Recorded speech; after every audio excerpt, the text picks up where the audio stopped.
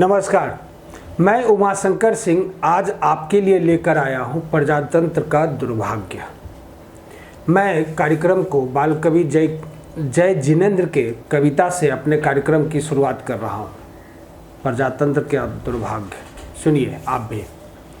आज फिर एक बेटी लाश बन गई, हैवानों के हवस का शिकार बन गई। क्या अब हमारे देश में बेटियां सुरक्षित नहीं? क्या अब भी सरकार बिल्कुल लज्जित नहीं? इसके जैसे ना जाने कितनी बेटियां मरी, बेटियों के साथ साथ अब तो माएँ भी डरने लगी। इन दरिंदों के बीच चौराहे में लटकाया जाए, सख्ती कार्रवाई का आश्वासन न फरमाया जाए। हो ऐसा अंजाम कि देख दरिंदों का रूह कांप जाए। जब चंद नेता खड़े हो जाए, बचाव में तो कहाँ मजबूर बाप जाए।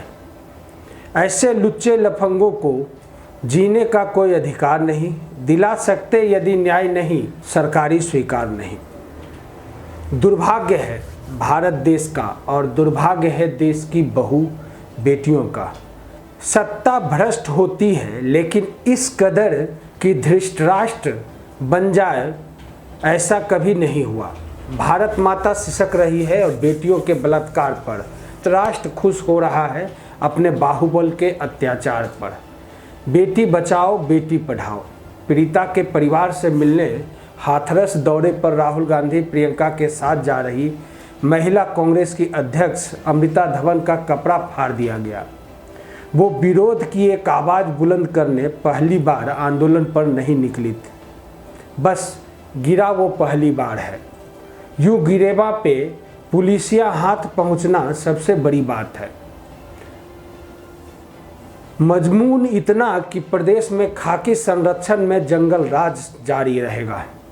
हाथरस को लेकर सियासत पर आप पक्ष विपक्ष हो सकते हैं, लेकिन इस दौरान एक ऐसा चेहरा सबकी जुबां पर चढ़ गया जिसे देश की लोकतांत्रिक सिस्टम में जनता कई दफ़ा नकार चुकी है। बावजूद इसके ये शख्स कछुए की चाल से चलता जा रहा है। भले ही फिलहाल मैदान खरगोश ने मार लिया हो, लेकिन इस कछुए की उपलब्धियां दिन व दिन बढ़ती जा रही है और पिछले 20 सालों में वो अकेला ऐसा चेहरा है जो लगातार सड़कों पर उतरता रहा है। चाहे मजदूरों के साथ मिट्टी ढोने की तस्वीर हो, आप इसे फोटोबाजी कह सकते हैं, लेकिन सियासतदान प्रतीकात्मक ही काम करते हैं, मिट्टी ढोने का काम नहीं कर सकते। उस तस्वीर ने इस कछुए को 2009 चुनाव में सफलता भी दिलाई। इसके बाद हर मोर्चे पर जनता ने उसे नकार दिया। बावजूद इसके कछुआ अपनी मदमस्त चाल से लगातार चलता रहा। किसी ने गलत नियति से इसे पप्पू कहा तो किसी ने बछड़ा, लेकिन इस शख्स ने ना तो कभी अपनी चाल बदली और ना ही कभी जिद छोड़ी। कछुए का कारवां सड़कों पर लगातार चलता रहा।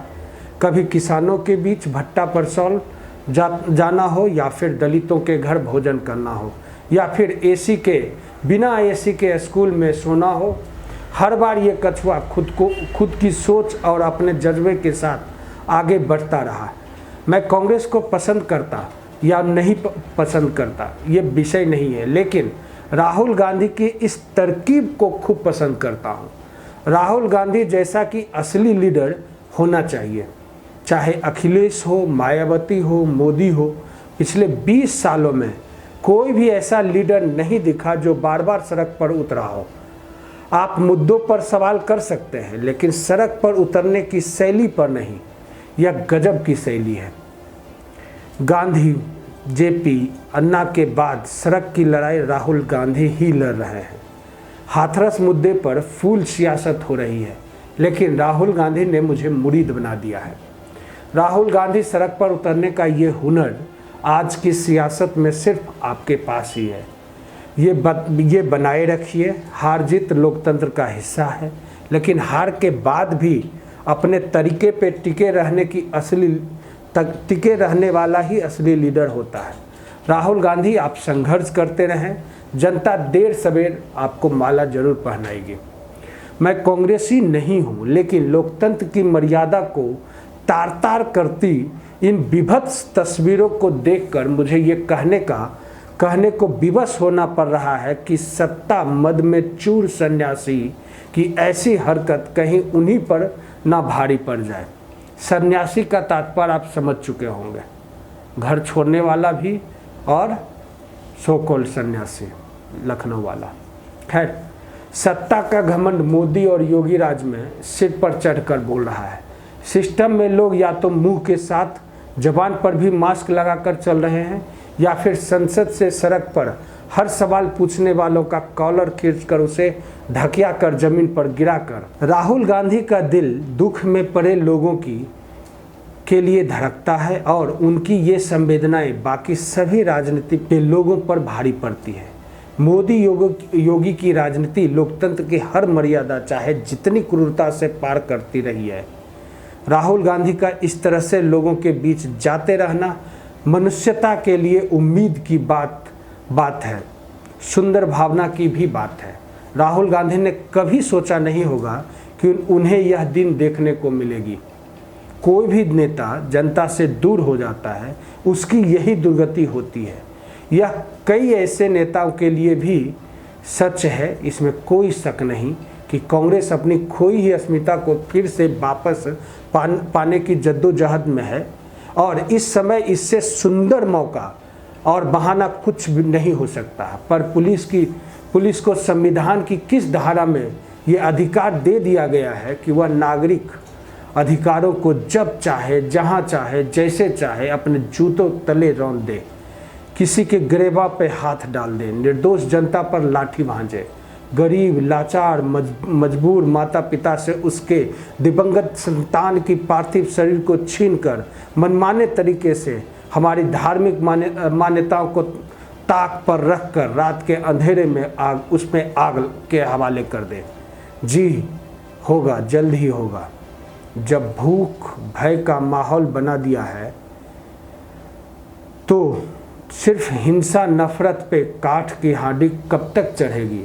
अंत होगा, जरूर होगा और इस घृणित माहौल का जल्द ही अंत होगा। इस घटना को लोकतांत्रिक परंपरा में न्यायोचित ठहराने वाले लोग याद रखें। कभी सन्यासी संसद में फूट फूट कर भी रोए थे, तब कांग्रेस के लोगों ने ही योगी जी की राजनीतिक रूप से प्रोटेक्ट भी किया था और उत्तर प्रदेश में मुलायम सिंह यादव की सरकार थी।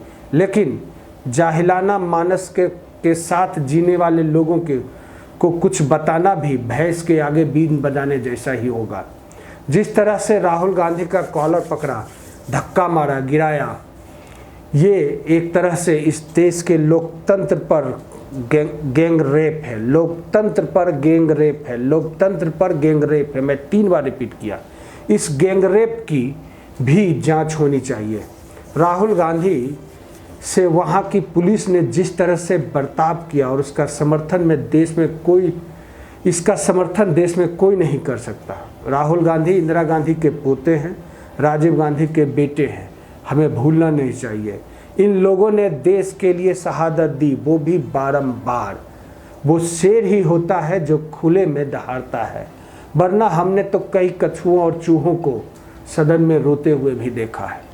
खैर, नमस्कार। आज के लिए आप हमारे फेसबुक और यूट्यूब चैनल को यूं ही सब्सक्राइब और लाइक करते रहें।